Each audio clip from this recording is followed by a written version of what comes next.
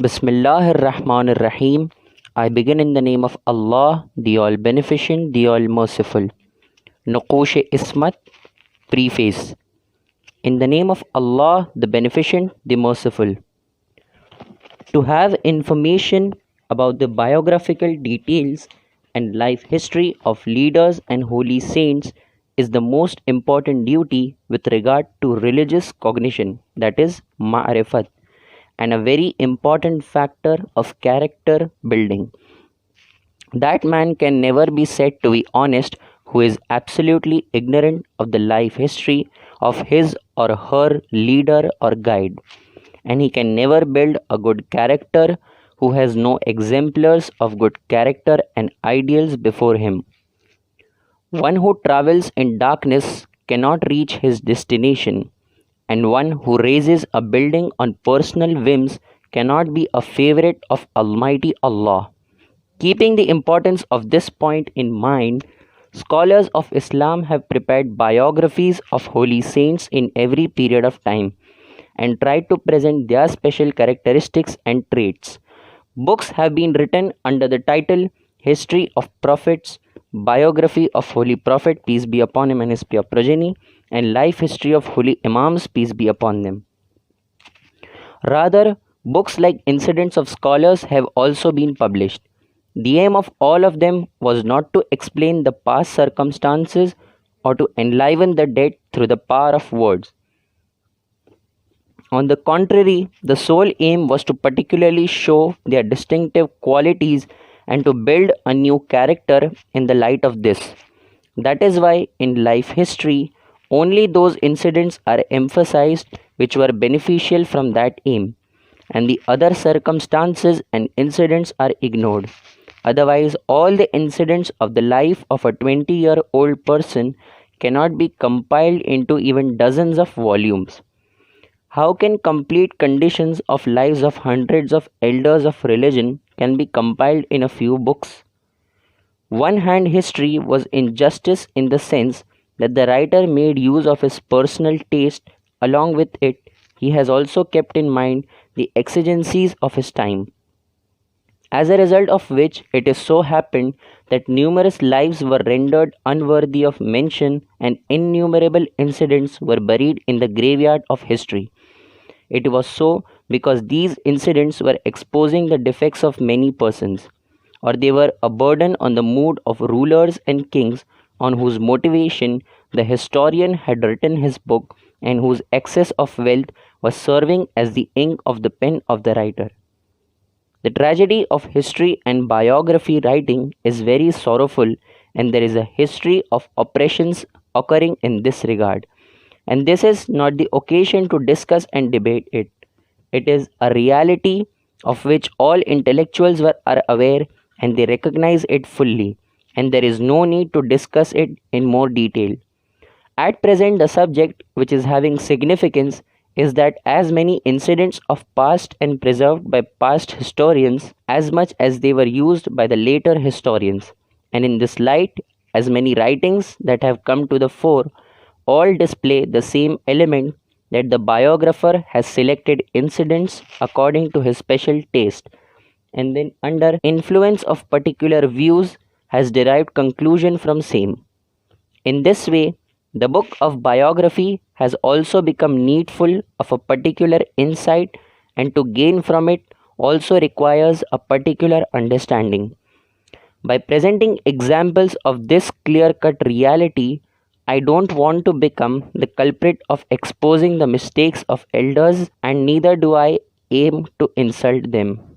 My only aim was to point out to the fact on the basis of which a difference has appeared in deriving conclusions from incidents, and the one who has divided one life history into different characters, and along with this, I would like to point out the need of this book, because in spite of the existence of so many books, what was the need of a new book and what is the special quality which is not found in other books? First of all, such questions are basically childish and foolish, and through them nothing can be realized except their religious ignorance, as this question is never raised on any subject of the world. that when so many cars are present, why have they made a new car? Or that in spite of the existence of so many machines, why they have invented a new machine? Or in spite of so many useful gadgets, why are they inventing new gadgets every day?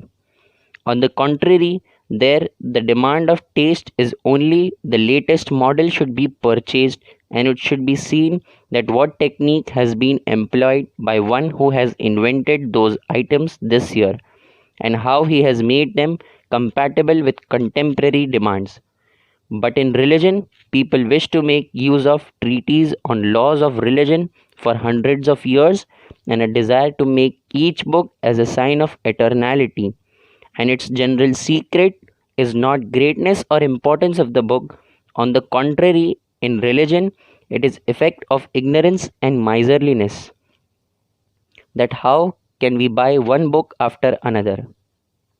When this humble servant started working on commentary and translation of Quran, such views were heard that when so many translation and commentaries are available, what was the need of a new translation and commentary? It would have been better to work on some other subject.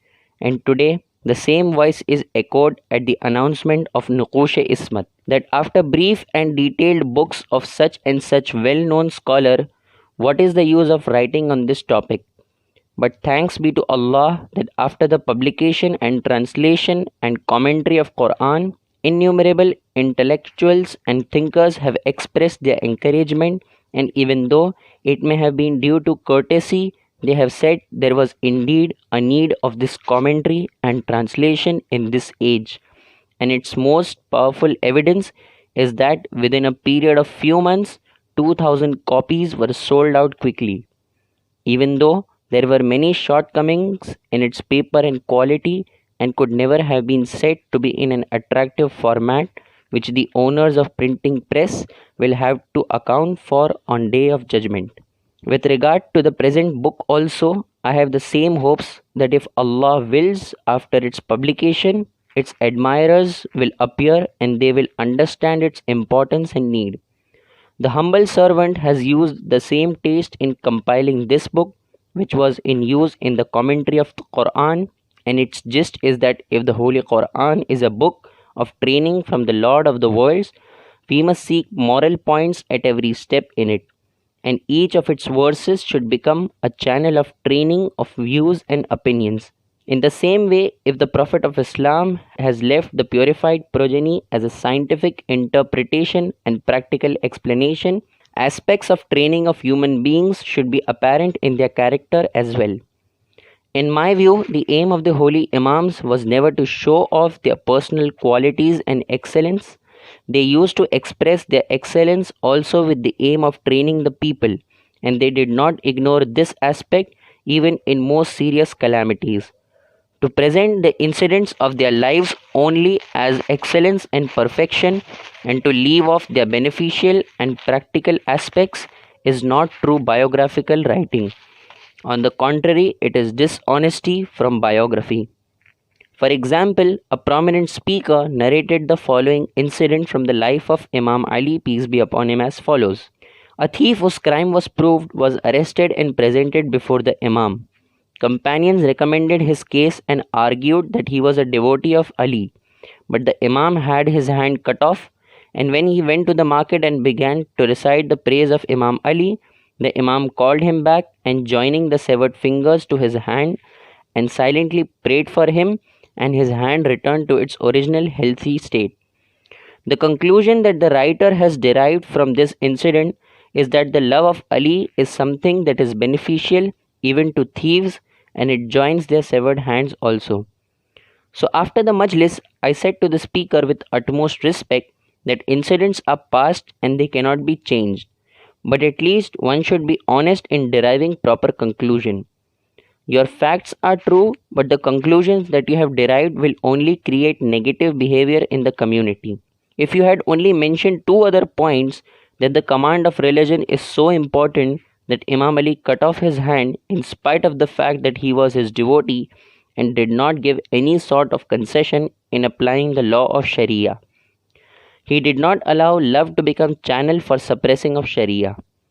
After that, when the time came for the effect of love, he announced the fact that second time cure of hands is being done on the basis of true faith, where even after hands are cut off, one recites praises and no sort of revulsion is shown. A person who begins to criticize Maula at the least hardship is not at all related to believers and devotees of Imam Ali alayhi salam. They are of the view that even Maula should have sought their advice before applying the laws of Sharia, just as Marja Taqleed have to consult them before issuing any verdict. The above example would have made clear the aim of this writing, that its aim is not to collect the incidents of life or to please believer through their narration. Its aim is to search for the original foundations of the incidents and to make the readers aware so that they may correct their behavior in their light and improve their world in the year after. It is regrettable that a community which has 14 personalities who are not only infallible from sins, mistakes, and unintentional errors, they are even safe from tarke aula, meaning omitting the most preferable option, and who are spoken of all the time. If people who do not perform religious duties or those who commit evil deeds or such speakers appear who consider evil behavior as a distinctive quality of religion or an ideal of character, indeed we belong to Allah and to Him will we return. In this book, this humble servant has tried to present the sketch of each infallible in a sequence with which life has gone ahead, and after that, we have mentioned the confessions of people of different religions, his or her own perfections and excellence, or valuable statements or teachings should be mentioned, and in the end are mentioned the persons who have gained from their teaching and training and who are ideals for people like us. In addition to all this, there has been a special subject with regard to the life of each infallible. It is discussed separately, and its detailed discussion within the biography has been avoided so that it may not disturb continuity. How successful I have been in my effort can be decided by the intellectuals only. Although I can dare to say that this is new form of biography writing on which a great deal can be done. May Allah do that such a brave heart come who is also permitted by the circumstances of the world, and that he may discuss this subject in sufficient detail and make the community aware of the method of character building and make the community of the infallibles so high of character that where the following statement is proved, be an ornament for us and do not be a liability for us, and when love itself is declared with the character and become the sign of the greatness of the beloved. Our last word is that praise be to Allah, Lord of the worlds, and peace be on those who follow guidance. Sayyid Zeeshan Haider Jawadi, Abu Dhabi, 23rd Zilqad 1412 after Hijrah, day of the martyrdom of Imam Ali Raza, peace be upon him.